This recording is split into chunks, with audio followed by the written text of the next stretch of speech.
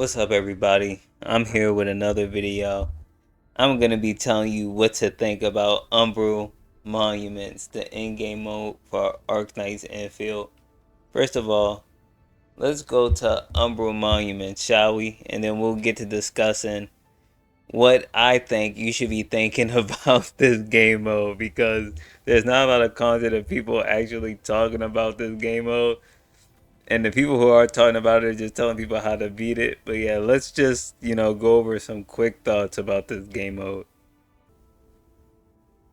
So here we are at Umbral Monument, the page. You can see I've already gotten the badge for completing all of it on the level 90 agony difficulty. We're just going to go in here. First, I would say you should do this just strictly to get the crowns or the mark of perseverance, because it'll help you level up your skills. You only get this badge emblem when you complete all of the agony parts of the side fights in this game mode.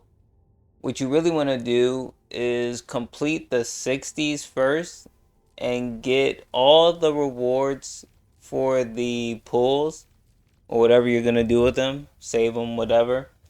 You get all but two.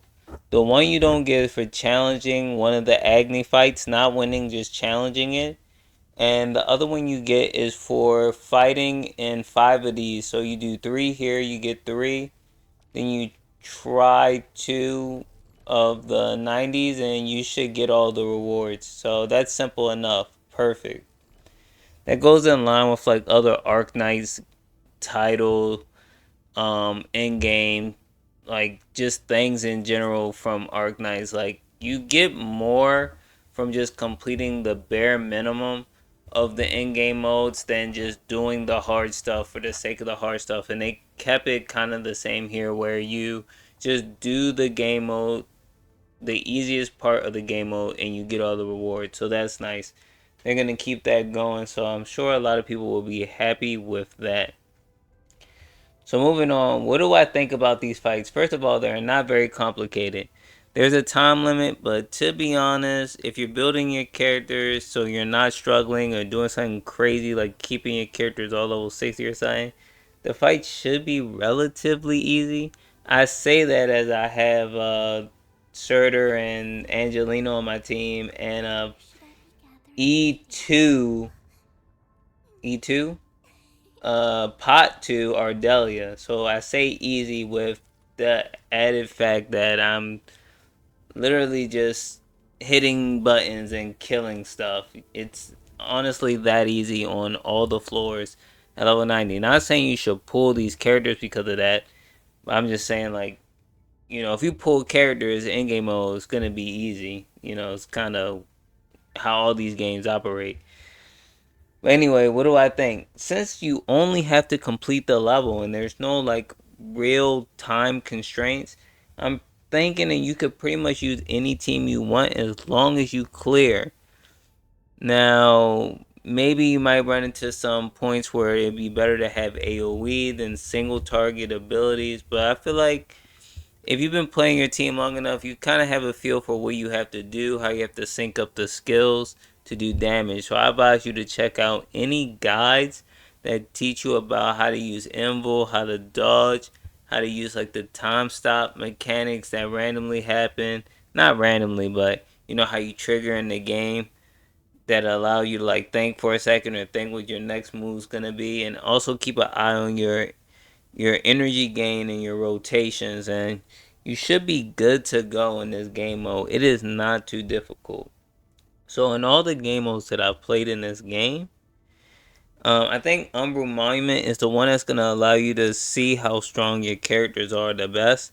All the other game modes in this game, when you fight the bosses, I don't think the bosses are too great at testing your character's damage. As soon as you start giving your characters gear, you start doing essences, your character just start doing a ton of damage, especially Surtur or Levitain. She starts doing a ton of damage, so you're not gonna really get to see anything too significant.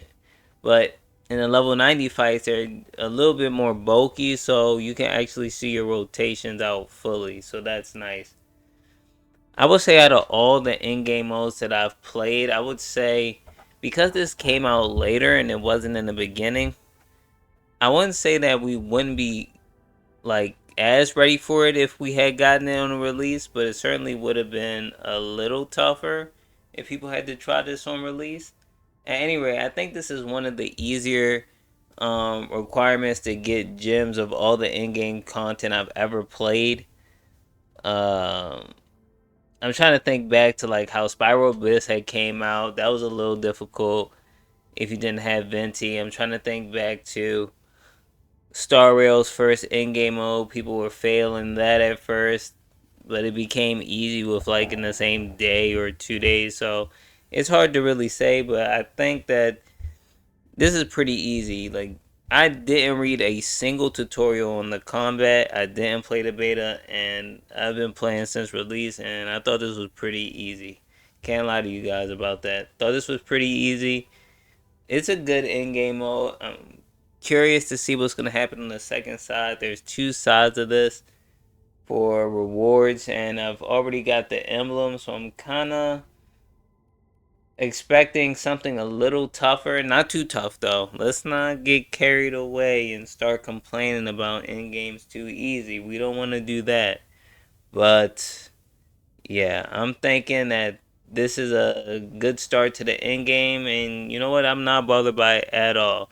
So you shouldn't be either. Just take the gems and walk away. I mean, if you're gonna complain about anything, maybe complain for some more gems. I mean, for goodness sakes, after they messed up with PayPal and it did well on the first day or first week, we got a 6 star. I mean, if we can do that with a little bit of complaining and some good faith, we could probably get some more gems in the end game mode. I'm joking. I'm kidding. I'm kidding. But yeah, I'm gonna take you to look at the in game rewards page in a second. So let's just check that out. Here we are at the in-game modes reward page. You can see there's a second side that says coming soon that you can't click. I have about 30 days to finish this. I think I just did it when it first came out thinking this might be a little difficult, but it wasn't. All this stuff besides this one and the one that asks you to challenge Agni, all these were completed when I did the first three on level 60, so that's good. And it should be the same for you guys as well. So I think that these are pretty easy ones to cover, like I said. Nothing to complain about for me. Umbral, Monuments, pretty good in game mode. I would expect to see some tougher things coming down the pipeline, to be honest. I'm not really sure how that's gonna look when it comes to the characters, but these games always get tougher as the game goes on because of the characters and the power scaling and trying to keep people invested, stuff like that.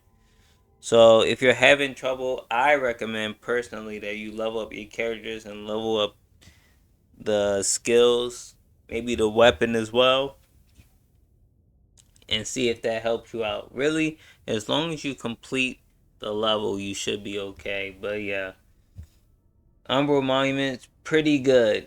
Could see some improvement, could see some reward improvement, but overall, I am satisfied with the in-game mode. It definitely has some replayability if you want. So I'm not too mad at it. But yeah, that's it. See you guys later. Peace.